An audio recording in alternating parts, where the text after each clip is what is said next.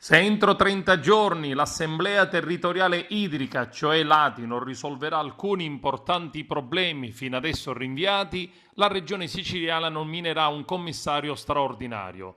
La nota ricevuta è chiara ed esplicita. Il Dipartimento regionale sottolinea in particolare che vi sono alcuni importanti provvedimenti di esclusiva competenza dell'ATI necessari ad assicurare la regolare gestione del servizio che oggi non sarebbero stati realizzati e questo configura la sussistenza del rischio di gravi danni ambientali ed economici per il territorio e la collettività.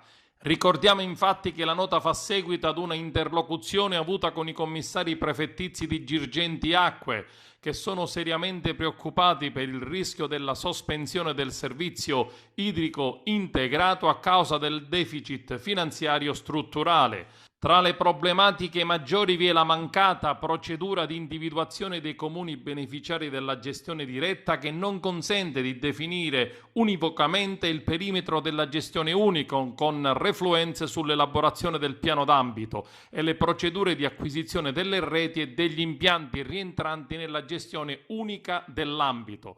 L'intera documentazione, ricordiamo, è stata trasmessa anche alla Procura della Corte dei Conti. Adesso l'ATI ha 30 giorni di tempo per approfondire e dipanare le carenze riscontrate e nel caso contestarle nel merito.